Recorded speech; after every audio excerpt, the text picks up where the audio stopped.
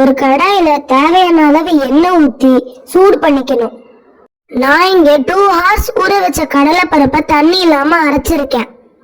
பருப்பு ஊற வைக்கும் போதே சோம்பு, காஞ்ச மிளகா, 2-3 பூண்டை சேர்த்து ஊற வச்சு அரைச்சுக்கணும். அரைச்சு வச்ச மாவை எண்ணெய் சூடானதுக்கு அப்புறமா பக்கோடா மாதிரி ஃப்ரை பண்ணிக்கணும்.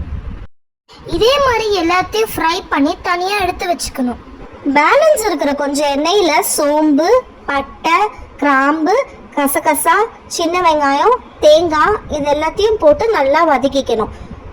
மிக்சரை ஆற வச்சு அரைச்சி எடுத்து வச்சுக்கோங்க. இன்னொரு கடாயில தேவையான அளவு எண்ணெய் ஊற்றி பட்டை, கிராம்பு, சோம்பு, ஸ்பைசஸ் எல்லாம் போட்டு வதக்கிக்கோங்க. அதுக்கப்புறம் பெரிய வெங்காயத்தை நல்லா சாப் பண்ணி அதையும் சேர்த்து நல்லா ஃப்ரை பண்ணிக்கோங்க. உங்களுக்கு வேணும்னா பச்சை மிளகாவையும் ஆட் பண்ணிக்கோங்க. அதுக்கப்புறம் கட் பண்ணி வச்ச 2 தக்காளியும் சேர்த்து நல்லா வதக்கிக்கோங்க. தக்காளி நல்லா வதங்கினதுக்கு அப்புறம் இஞ்சி பூண்டு பேஸ்ட் ஒரு 1/2 டீஸ்பூன் போல ஆட் பண்ணிட்டு இஞ்சி பூண்டு பேஸ்ட் ஸ்மெல் போனதுக்கு அப்புறம் 1/2 ஸ்பூன் மஞ்சத்தூள், 1 ஸ்பூன் மிளகாத்தூள், 1.5 ஸ்பூன் தனியாத்தூள் 3 சேர்த்து நல்லா வதக்கிக்கோங்க. தேங்காய், சின்ன வெங்காயம்லாம் ஆறிடுச்சு.